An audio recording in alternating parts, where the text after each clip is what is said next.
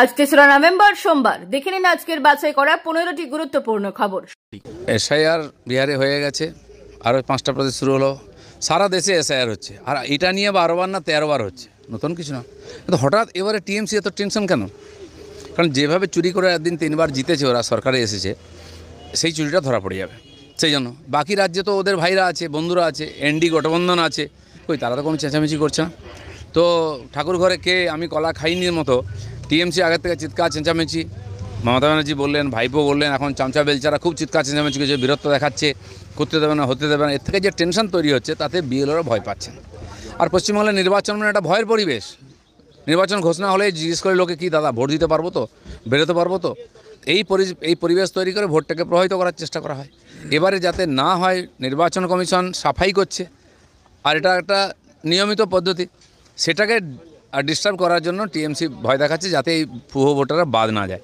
আমি এখানে থাকি নিউ টাউনে, পাশের একটা বুথে ১২৫০ ভোটার আছে, তার মধ্যে ২২০টা হচ্ছে ফলস ভোটার, মানে ৫৪ জন মারা গেছে, বাকি সংখ্যা সে এখানে থাকে না, কে বিয়ে করে চলে গেছে। আপনি ভাবুন ১২৫০ মধ্যে ২২০ যদি ফলস ভোটার হয়, কি পরিমাণে জল আছে? দুধ তো নেই, জলের মধ্যে দুধ দেওয়া হয়েছে, এরকম পরিস্থিতি। এইটা ধরা পড়ে যাবে বলে টিএমসি ভয় পাচ্ছে।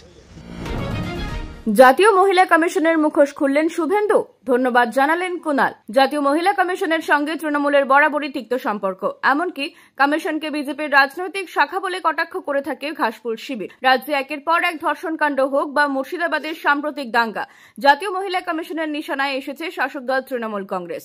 এবার জাতীয় মহিলা কমিশনের মুখোশ খুলে গেল বলে কটাক্ষ করলেন তৃণমূলের মুখপাত্র কুণাল ঘোষ, আর তার জন্য বিরোধী দলনেতা শুভেন্দু অধিকারীকেই তির্যক কৃতিত্ব দিলেন তিনি। বস্তুত রবিবার নন্দীগ্রামের সোনাচূড়া শহীদ মিনারে শুভেন্দুর উদ্যোগে আয়োজিত স্বাস্থ্য শিবিরে দেখা যায় জাতীয় মহিলা কমিশনের সদস্য ডক্টর অর্চনা মজুমদারকে। ক্যামেরায় বন্দী হয় হাসিমুখে শুভেন্দুর হাত ধরে অর্চনার ছবি, সেটি এক্সে পোস্ট করে কটাক্ষ করেন কুণাল ঘোষ। তিনি লেখেন, জাতীয় মহিলা কমিশনকে কেন বিজেপির সংগঠন বলা হয় বোঝা গেল। কটাক্ষের সুর চড়িয়ে কুণাল আরো বলেন, জাতীয় মহিলা কমিশনের সদস্য হিসেবে ওর যে কোনো কথা বা ভূমিকায় বিজেপির দলবাজি। জাতীয় মহিলা কমিশনের মুখোশ এভাবে খুলে দেওয়ার জন্য শুভেন্দু অধিকারীকে ধন্যবাদ। অন্যদিকে একই দিনে নিজের গড় নন্দীগ্রামের কালীচরণপুরের বাসিন্দা দুই পরিযায়ী শ্রমিকের বাড়িতে যান শুভেন্দু। ২৬ বছর বয়সী প্রণব দিন্দা এবং ৩০ বছর বয়সী চন্দন দাস গুজরাটে কাজে গিয়ে দুর্ঘটনায় মারা যান। তাদের পরিবারকে আর্থিক সহায়তা প্রদানের আশ্বাস দেন বিরোধী দলনেতা শুভেন্দু অধিকারী। এরপর এক্সে তৃণমূলের বিরুদ্ধে তোপ দেগে বলেন যে মমতা বন্দ্যোপাধ্যায়ের রাজত্বে এই রাজ্যে খেলা মেলা উৎসব আছে, কিন্তু কর্মসংস্থান নেই। তাই বাধ্য হয়ে রাজ্যের প্রতিটা গ্রামের প্রতিটা পাড়ার কোনো না কোনো বাড়ির একাধিক ছেলে পেটের দায়ে ভিন রাজ্যে কাজের খোঁজে যেতে বাধ্য হচ্ছে। ইনি যতদিন মসনদে থাকবেন, পশ্চিমবঙ্গের যুবক যুবতীদের কপালে দুঃখ তত বাড়তে থাকবে, পরিযায়ী শ্রমিকের সংখ্যা দিন দিন বৃদ্ধি হবে। পশ্চিমবঙ্গ একমাত্র ধর্মশালা যেখানে অভারতীয়রা খাটিয়া পেতে আরামে শুয়ে থাকে। মিঠুন। এসআইআর ঘিরে পশ্চিমবঙ্গের রাজনৈতিক চাপানোতর বাড়ছে। তৃণমূল বলছে, বৈধ ভোটারের নাম বাদ গেলে নয়াদিল্লিতে জাতীয় নির্বাচন কমিশনের অফিস ঘেরাও করা হবে। বিজেপির বক্তব্য, অবৈধ ভোটারের নাম থাকলে কমিশনের অফিস ঘেরাও করা হবে। এই আবহে তৃণমূলকে নিশানা করেন মিঠুন চক্রবর্তী। তৃণমূলের এসআইআর বিরোধিতা করেন এবং কটাক্ষ করে বলেন, পশ্চিমবঙ্গ একমাত্র ধর্মশালা যেখানে অভারতীয়রা খাটিয়া পেতে আরামে শুয়ে থাকে। এসআইআর ঘোষণার পর বাংলাদেশিরা বাংলাদেশে ফিরে যাওয়ার তোড়জোড় করছে বলে মন্তব্য করেন। হাওড়ার বিজেপি কর্মী সম্মেলনে কর্মীদের বলেন, সবাইকে একসঙ্গে লড়তে হবে, এটা শেষ লড়াই। তৃণমূল ভারতীয়দের জন্য লড়াই করছে কিনা প্রশ্ন তোলেন। অভিযোগ, তৃণমূল ভয়ের আবহ তৈরি করছে যাতে বিভ্রান্তি হয়। ভয় দেখানো ছাড়া তো আর কোনো পথ নেই। এত যে ভৌতিক ভোট, সব চলে যাবে। কতবার ভূতে এসে ভোট দেবে? এসআইআর ঠিকঠাক হলে মমতা প্রাক্তন হবেন বলে শুভেন্দুর সঙ্গে সহমত। ভোটার তালিকা থেকে নাম কাটা গেলে ডিটেনশন ক্যাম্পে পাঠিয়ে দেওয়া হবে। এসআইআর আবহে বিস্ফোরক মন্তব্য আইএনটিটিইউসি নেতার। বামনগাছিতে রক্তদান শিবিরে আইএনটিটিইউসি সভাপতি তাপস দাশগুপ্ত মহিলা সদস্যদের নির্দেশ দেন, ভোটার তালিকা থেকে নাম কাটা গেলে ডিটেনশন ক্যাম্পে পাঠানোর হুমকি দিয়ে প্রতি বাড়িতে ভয় ঢোকাতে হবে। রান্নাঘরে গল্পের ছলে ভোটার তালিকা প্রসঙ্গ তুলতে এবং বিএলওদের পেছনে লাগতে বলেন। এসআইআর আবহে নার্সের প্রসঙ্গ উঠতেই তৃণমূল নেতা মন্ত্রীদের হুমকি বাড়ছে।